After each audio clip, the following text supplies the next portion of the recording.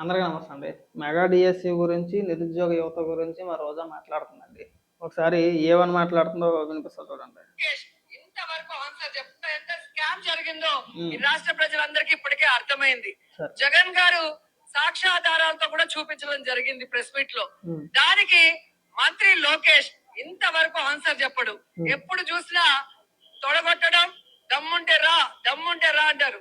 మేము దమ్ముంది రా విచారిద్దాము, దాని మీద డిస్కస్ చేద్దామంటే రాడు. ఆఖరికి నువ్వు గట్టిగా మాట్లాడితే డిఎస్సికి ఫుల్ ఫామ్ కూడా చెప్పలేవు. నువ్వు వెళ్ళిపోయి మాట్లాడేస్తావా? ఒకవేళ మీ దగ్గర నిజంగా అంత సబ్జెక్ట్ ఉంటే మాట్లాడిన ప్రతి సందర్భంలోని జగన్మోహన్ రెడ్డి గారు అప్పుడు ఎప్పుడో సాక్ష్యాధారాలు అన్ని బయటెట్టేశారని ఎందుకు మాట్లాడతారో? ఆ సాక్ష్యాధారాలు ఏవో మీరే మాట్లాడతారు కదా, మీరే చూపించి మాట్లాడతారు కదా. మీ దగ్గర ఉన్న ఆధారాలు ఏంటి? మీరు వెళ్ళిపోయేవని మాట్లాడతారో? మేము గతంలో చూసాం కదా, మీరు మంత్రిగా ఉన్నప్పుడు ఏం మాట్లాడారో, నోట్లో ఏం పెట్టుకున్నారో, ఐస్ క్రీమ్ పెట్టుకున్నారా, మిడిల్ ఫింగర్ చూపించడాలు ఎయిర్పోర్ట్లోని లకారాలతో సంబోధించడం, వాడు వీడు మన బతికింతే కదా. నువ్వు డిఎస్సి పైన చర్చకి వెళ్ళిపోతావు. సిగ్గుండాలి అలాంటి మాటలు మాట్లాడటానికి. గట్టిగా మాట్లాడుతూ ఇంకా మాట్లాడు. రాసిన ఆడపిల్లలు సవాల్ చేశారు, రండి ఈ డిఎస్సి లో చాలా దారుణాలు జరిగాయి. పేపర్ లీకేజ్ నుంచి ఏ విధంగా డబ్బులకి పోస్టులు అమ్మటానికి ఫేక్ సర్టిఫికేట్లని, మరి స్పోర్ట్స్ సర్టిఫికేట్లని ఎలా రిలీజ్ చేశారో చెప్పడానికి మేము సిద్ధంగా ఉన్నామంటే లోకేష్ ఎక్కడికో పారిపోయాడు. ఎక్కడైనా ఒక మినిస్టర్ ఎవ్వరు ఏమీ పారిపోలేదు. అనేక సందర్భాల్లో నారా లోకేష్ గారు ఒక 4-5 సందర్భాల్లో చెప్పారు, అయ్యా Jaganmohan Reddy time, date, place నువ్వే ఫిక్స్ అయ్యి నేను వస్తాను చర్చిద్దామని చెప్పేసి. జగన్మోహన్ రెడ్డి పారిపోయాడు. జగన్మోహన్ రెడ్డి పారిపోయి జగన్మోహన్ రెడ్డికి చేత కాక మీలాంటి వ్యక్తుల చేత డిఎస్సిలో ఏదో అవకతవకలు జరిగిపోయినని చెప్పేసి అని మాట్లాడుతున్నారు. కనీసం మీరు చేసే నిరసన కార్యక్రమం ఏదైతే ఉందో వాటికి డిఎస్సి అభ్యర్థులు ఎవరైనా కానీ మద్దతు తెలిపారా అండి? కనీసం ఒక్కరంటే ఒకరు రోడ్డు మీదకి వస్తున్నారా? మీకు మద్దతుగా నిలిచారా? వాళ్ళే నిలవట్లేదు. ఎందుకంటే మీరు వాళ్ళని అడ్డం పెట్టుకొని నీచ రాజకీయాలు చేస్తున్నారని చెప్పేసి వాళ్ళకే అర్థమైంది. వాళ్ళకి అర్థమైంది కాబట్టికే మీరు ఎంత గొంతు దించుకుంటున్నా సరే వాళ్ళు ఎవరో కూడా రోడ్డు మీదకి రావట్లేదు. ఎక్కడికి వచ్చి మనకు వచ్చింది అది ఒకటే పారిపోయారు, మనది ఒకటే నొక్కి ఒక్కాయించి మాట్లాడతాం సిగ్గుందా అనేది ఒకటి, పారిపోయారు అనేది ఒకటి, మన బొత్తుకు వచ్చింది రెండే. అంతకు మించి మనకు వచ్చేసి వచ్చింది ఏమీ లేదు. సీఎం గాని ముఖ్యమైన అఫీషియల్ రాష్ట్రం వదిలి వెళితే ఒక నోటిఫికేషన్ ఇవ్వాలి, వీళ్ళు రాష్ట్రంలో లేరు పలానా ఊరికి వెళ్ళారని. అవునా? మన గతంలో నువ్వు మంత్రి హోదాలో ఉన్నప్పుడు విదేశాలు పర్యటన చేసావు కదా, అప్పుడు నోటిఫికేషన్ ఇచ్చారా? ఏమో మాకు తెలదలే మరి ఇవ్వాలని చెప్పేసి. ఏమో ఒకవేళ నువ్వు చెప్పింది రైట్ అయితే కనుక మరి నువ్వు ఇవ్వలేదే. మేము మంత్రులు తిరిగారు కదా, నువ్వు వెళ్ళావు కదా విదేశాలకు, వెళ్ళకుండా ఏమీ లేవు, నువ్వు వెళ్ళదా? మరి ఎందుకు చెప్పలేదండి అప్పుడు నోటిఫికేషన్ ఎందుకు ఇవ్వలేదండి? సిగ్గుండాలి ఇలాంటి మాటలు మాట్లాడడానికి. ఖచ్చితంగా చెప్పాల్సిన ప్రకటన చేయాల్సిన అవసరం ఉంది. కానీ ఈ 2 ఏళ్లలో ప్రభుత్వ డబ్బులు, ప్రజలు ఇచ్చిన పన్నుల డబ్బుని వృధా చేస్తూ ఫారిన్ ట్రిప్పులు వేస్తున్నారు తప్ప లోకేష్ ఎక్కడికి వెళ్తున్నాడో ఎవరికి తెలియదు. అదే చెప్తాను, ఇది నోరు కాదు మున్సిపాలిటీ పెంట అని చెప్పేసాను. ఒకవేళ ప్రభుత్వానికి సంబంధించి పర్యటనలు అయితే కనుక ప్రభుత్వ ఖర్చుతో వెళ్తారు, లేదు వ్యక్తిగత పర్యటనలు అయితే కనుక నారా లోకేష్ గారు ఆయన సొంత ఖర్చులతో వెళ్తారు, ప్రభుత్వ సొమ్ముతో వెళ్ళరు. మనకి ఇంటికి పీకిస్తే సుతలేదో మొదలేదో మనకి తెలియదు. మనం కూడా మీడియా కొట్టాలు కనపడగానే పెద్ద పెద్ద ముద్ర మాటలు మాట్లాడతాం. ఒకవేళ నిజంగా మీరు చెప్పిన మాటల్లో వాస్తవం ఉంటే కనుక ఇవే మాటలు అసెంబ్లీకి వెళ్ళి మాట్లాడితే జనం నమ్ముతారు. మనం మైకుల ముందు మాట్లాడే అది కూడా ఉత్తి సాక్షితోటే. రోజా ఎప్పుడు మాట్లాడినా ఓన్లీ కేవలం సాక్షితో మాత్రమే మాట్లాడుతుంది. ఇక వేరే మీడియా ఛానల్లో ఆ దరిదాపుల్లో కనబడవు, వాటితో మాట్లాడే ప్రయత్నం కూడా చేయదు. అంటే నువ్వు నీ సంగతి చెప్తున్నా, నువ్వు పట్టుమని ఒక మీడియా రిపోర్టర్కి సమాధానం చెప్పలేవు.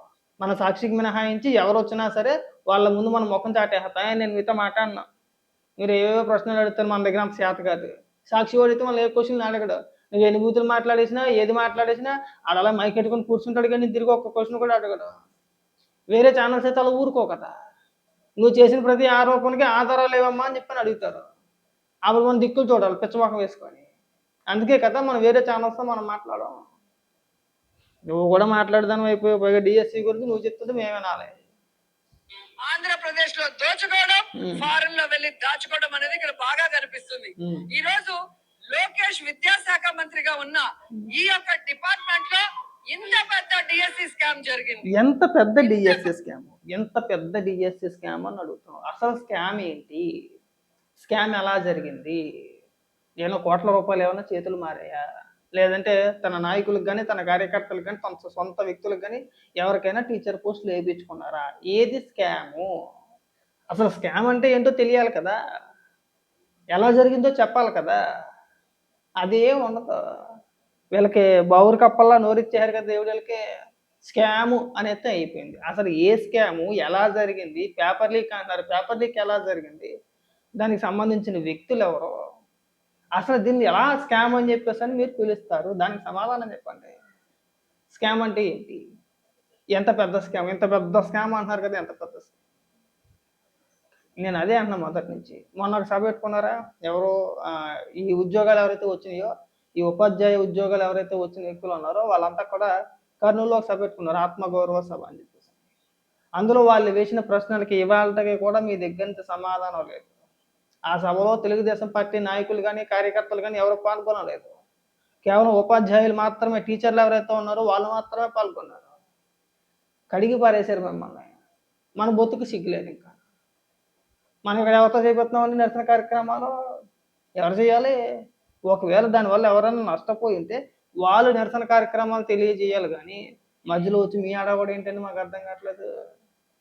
మీ పేద పంచాయతీలు ఏంటి? ఓ మీరు ఇక్కడికి బావురు కప్పల్లో మీరు అడుగుతారు ఏంటండి?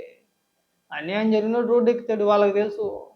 ఈ డిఎస్సి అభ్యర్థులు ఎవరైతే ఉన్నారో వాళ్ళకి బాగా తెలుసు ఇందులో ఎలాంటి స్కామ్ జరగలేదు, ఎలాంటి అవినీతి జరగలేదు, ఎలాంటి లీకేజీలు జరగలేదు, అంతా కూడా జీవోల ప్రకారమే జరిగింది అని వాళ్ళకు కూడా తెలుసు.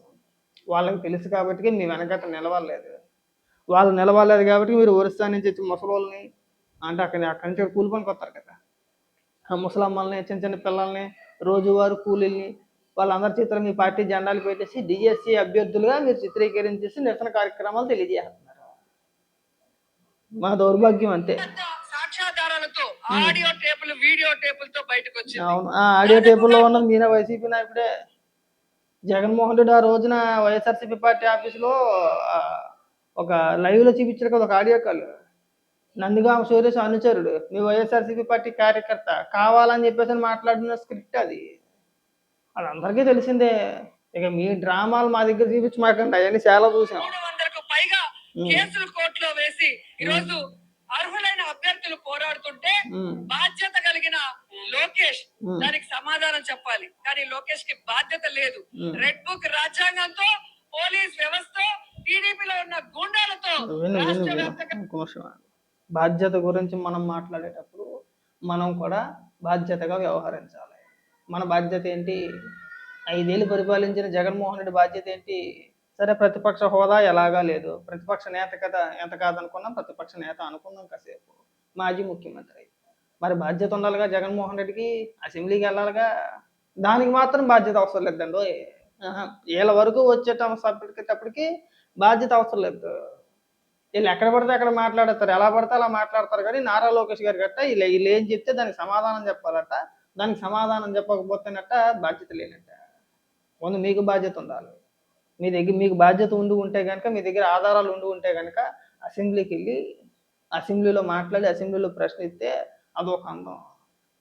ప్రజలందరూ చూస్తారు మీరు అడిగిన దానికి. లేదంటే మీరు చర్చ పెడితే ఆ చర్చలో ఖచ్చితంగా ప్రభుత్వం తరపు నుంచి రావాల్సిన సమాధానం వచ్చింది. దాన్ని బాధ్యత అంటారు. మనం ఏమో ఇక్కడ ఎగ్గొట్టేయడం, ఏదో స్కూల్కి వెళ్ళడం ఎగ్గొట్టేస్తాం కదా, ఎడుతున్నాం ఎందుకు అంటే ఎగ్గొట్టినందుకు. అసెంబ్లీకి ఎందుకు వెళ్ళట్లేదు అంటే నాకు మైక్ ఎవరో వెళ్తే కదా తెలిసేది, మైక్ ఇస్తారా ఎవరు అనేది. మనం అలా వెళ్ళాం. ఇక్కడ మీరు బాధ్యత గురించి మాట్లాడాలి. 5 ఏళ్ళు నిరుద్యోగ యువత ఉన్నారు రాష్ట్రంలోని, డిఎస్సి నోటిఫికేషన్ జారీ చేయాలి, వాళ్ళకు ఉపాధి కల్పించాలి అనేది బాధ్యత మీకు లేదు. ఇవాళ మీరు ఇక్కడికి వచ్చి బాధ్యత గురించి మీరు మాట్లాడుతున్నారు. మరి ఏమైపోయింది? ఇవాళ డిఎస్సి గురించి ఇంతలా గొంతులు చించుకొని మాట్లాడుతున్నారు కదా, గత 5 ఏళ్ల కాలం పాటు. మరి మీ బాధ్యత ఏమైంది? మీరు ఎన్నికల హామీలు ఇచ్చారు కదా, 2019 ఎన్నికల ముందు ప్రతి సంవత్సరం జనవరి నెలలో మేము మెగా డిఎస్సి రిలీజ్ చేస్తాము, నోటిఫికేషన్ జారీ చేస్తాము అని చెప్పారా లేదా? మరి మీకు బాధ్యత గుర్తు రాలేదా? మనం చేయలేము, ఎవరైనా చేస్తే చూసి ఓర్చుకోలేము. ఎందుకు ఈ పనికిమాల డైలాగులు? ఇక్కడి నుంచి మొదలు పడుతుంది తర్వాత డైలాగులు, అది పోసారు ఇది పోసారు అని చెప్పేసి. వినండి ఒకసారి. ఈరోజు డిఎస్సి కోసం చేస్తున్న నిరాహార దీక్షలు, ఉమ్, అలాగే ర్యాలీల్ని ఏ విధంగా భగ్నం చేసే విధంగా ఉమ్, దాడులు చేయటం, ఏ విధంగా కోడిగుడ్లతో కొట్టడం, ఉమ్. మూత్రాన్ని పోయటం, ఛే, ఈ విధంగా ఊరికే సైకో సిగ్గు అనిపించట్లేదు. నీ మీద ఎవరైనా పోసారా? నీ మీద ఎవరైనా మూత్రం పోసారా? చెప్తాను కానీ సిగ్గుండొద్దు ఇలాంటి మాటలు మాట్లాడడానికి. సో మీరు చేసే నిరసనలే ఒక తప్పు నిరసన కార్యక్రమాలు, తలా తోక లేని ఈ నిరసన కార్యక్రమాలన్నీ ఎక్కడెక్కడి నుంచో తీసుకొచ్చి జనాభాని, ముసలోళ్ళని, ముతకల్ని అందరినీ తీసుకొచ్చి చిన్న చిన్న పిల్లలకి జెండాలు తగిలిచ్చి వాళ్ళు డిఎస్సి అభ్యర్థులే. అసలు మీరు మాట్లాడే దాంట్లో ఒకటైనా వాస్తవం ఉందా? ఎందుకు ఈ రెచ్చగొట్టే వ్యాఖ్యలని అడుగుతున్నా. ఒక్కొక్కసారి నీ మాటల్ని వినిపించాలన్నా కానీ చిరాకేస్తూ ఉంటుంది. ఎవడు పోస్తాడు మీ మీద మూత్రం? నువ్వేనా అంతమాయకురాలవా? లేదండి మా మీద మూత్రం పోసేసారంటే ప్రతిసారి ఇదేం దిక్కుమాల ఆలోచనలో, ఇదేం దిక్కుమాల మాటలో. పోయిందే పోసారని ఎందుకు చెప్పుకుంటారు? ఎవడన్నా పోతే ఓకేరా బాబు నిజంగా పోసారు, పోసిన మూలని చెప్తుందిలే అని చెప్పేసి అనుకోవచ్చు. నీ మీద పోసింది లేదు, సచ్చింది లేదు. ఎందుకు వచ్చిన మాటలు ఇవన్నీ కూడా? ఇంకెప్పుడు కూడా ఇలా దిగజారిపోయి మాట్లాడమాకండి. ఒకవేళ నీకు డిఎస్సి పైన అవకతవకలు జరిగినాయి అనే అనుమానాలు ఏమైనా ఉంటే కనుక ముందు మీ దగ్గర ఉన్న ఆధారాలతో కోర్టులో కేసులు వేయండి. హైకోర్టుకి వెళ్ళారు కదా మీరు, హైకోర్టు ఏం చెప్పింది? మీ దగ్గర ఉన్న ఆధారాలు ఏంటని అడిగితే ఆధారాలు లేవు, అవతల పండి అని చెప్పేసి అన్నాను. మీరు ఇలా కోర్టులో వేసుకున్న తర్వాత విచారణ సిద్ధం, ఓకే కోర్టు స్వీకరించి విచారణ జరిపించాలని చెప్పిన ఆదేశాలు జారీ చేస్తే ఆ ప్రాసెస్ అయితే జరుగుతుంది. అటు కోర్టుకి వెళ్ళరు, ఇటు అసెంబ్లీకి వెళ్ళరు, బయట మాత్రం పెద్ద పెద్ద ముద్ర మాటలు మాట్లాడాలి. ఇక ఈ డిఎస్సి గురించి మీరు ఎంత తక్కువ మాట్లాడితే అంతా మీకే మంచిది.